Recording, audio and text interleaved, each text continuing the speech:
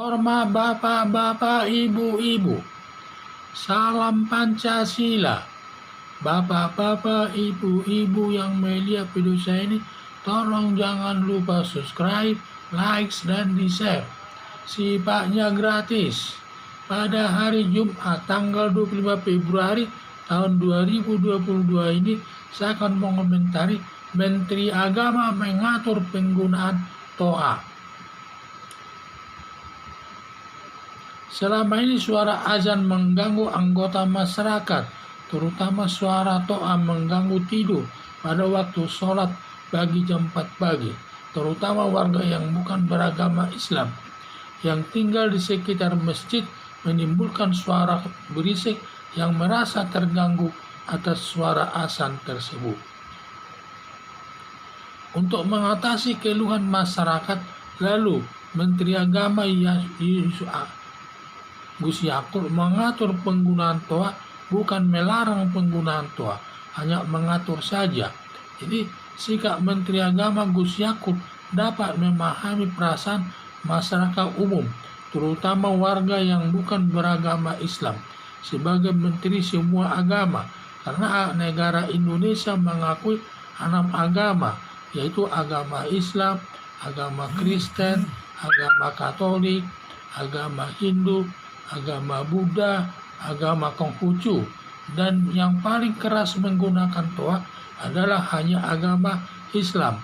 Sedangkan agama lain, kalaupun pakai speaker, suaranya cukup didengar sekitar tempat lingkungan ibadahnya.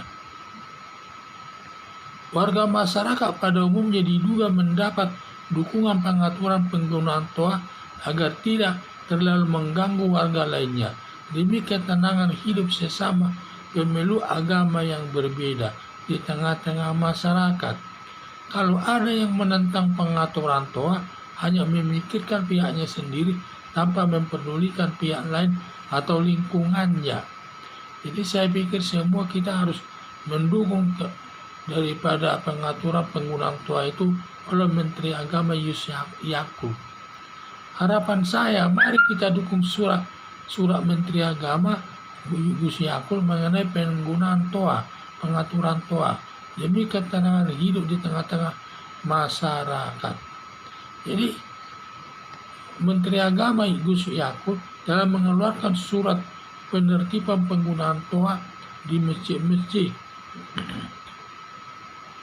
karena selama ini azan itu hanya dipergunakan tanpa aturan, sampai suaranya kuat sekali, sampai jauh pun kedengaran, terutama yang terganggu nanti yang rumahnya di sekitar masjid tersebut. Apalagi kalau sholat itu pagi-pagi jam 4 pagi sudah harus bangun, padahal enak-enaknya tidur pada saat itu. Sehingga Menteri Gus Yakut ini saya lihat dapat memahami perasaan masyarakat bahwa TOA itu mengganggu masalah keberisikan dalam lingkungan masyarakat tersebut. Akhirnya Menteri Agama Gus Yakut menertibkan penggunaan TOA tersebut atau mengatur penggunaannya, bukan melarang, hanya mengatur penggunaan TOA tersebut sehingga tidak terlalu mengganggu masyarakat di lingkungan sekitar masjid tersebut, sehingga sama-sama enak lah ya. Jadi semua warga masyarakat yang dekat masjid itu sama-sama enak hidupnya. Jadi surat penertiban penggunaan TOA ini hanya digunakan untuk masyarakat di lingkungan masjid tersebut. Jangan sembarangan menggunakan TOA itu. Pada saat setiap saat digunakan pengeras suara yang tinggi sekali suaranya. Cukup nanti pada hal-hal tertentu digunakan itu. Sedangkan pada saat nanti berdoa ya gunakan yang speaker yang kecil tersebut, yang cukup didengar di sekitar ruangan masjid tersebut.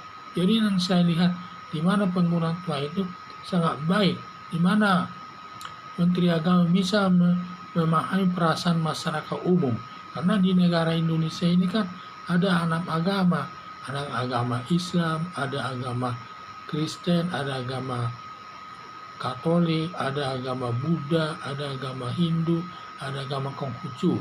Dan juga yang paling keras menggunakan TOA itu adalah agama Kristen. Sedangkan agama lainnya itu paling dia menggunakan, kalaupun ada yang menggunakan toa, paling sekedar di ruang tempat ibadah itu saja yang didengar, tidak sampai keluar tempat kejauhan, ke tempat jauh. Jadi saya lihat ini Gus Yakut ini menyerap keluhan daripada masyarakat umum. Saya pikir dia mengeluh, sehingga diaturlah masalah toa tersebut, bukan dilarang, hanya diatur penggunaan toa tersebut jangan terlalu menimbulkan kebisingan di tengah-tengah masyarakat.